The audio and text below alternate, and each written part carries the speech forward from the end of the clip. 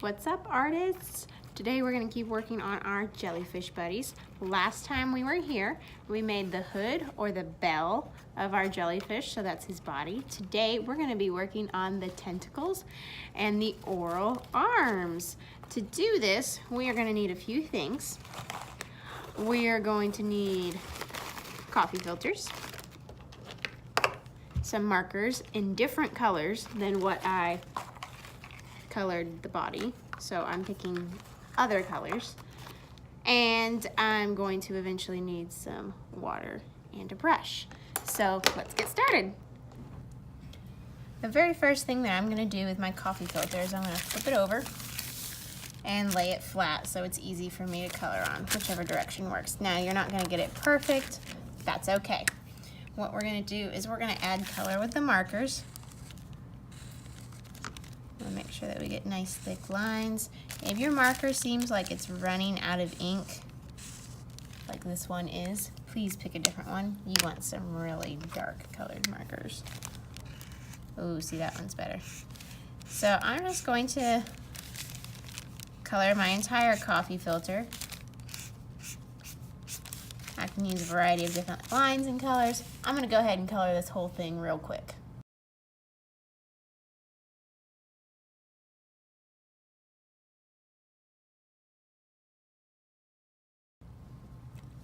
Okay, once it's colored, now you might say, Miss Santellen, you didn't get rid of all your scribble ghosts. That's okay for this project, because what we're going to do is we are going to take a little bit of water and we're going to paint it onto our coffee filter, and we're going to make our colors bleed together. So I'm going to go ahead and paint this all the way with water. Now, once it's wet, I need to stop. If I overpaint, it will tear. I'm just going to get it all the way wet real quick. So you can see that this is very wet and my colors have blended together and that I've got some leftover on the table.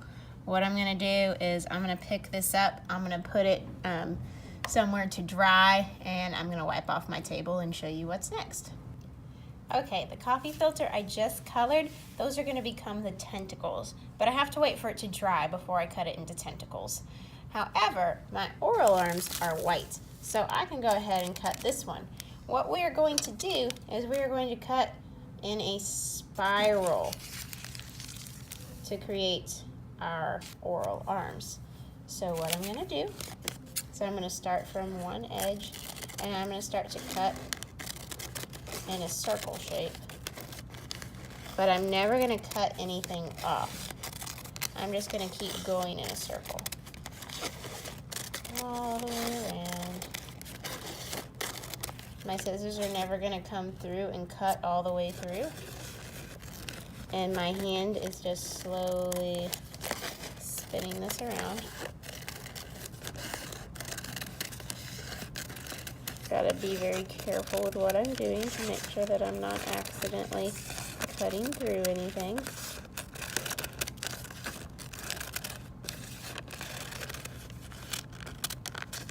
Okay, and then I'm going to stop. So if I put it all back together, you can see how I've cut in a spiral shape. Okay. So all I did was go around and around. Now what I'm going to do is I'm going to take this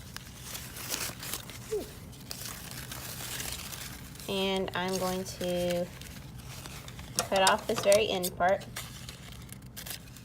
Need that. And then I'm going to take my really long strip and I'm going to cut it into 2 pieces.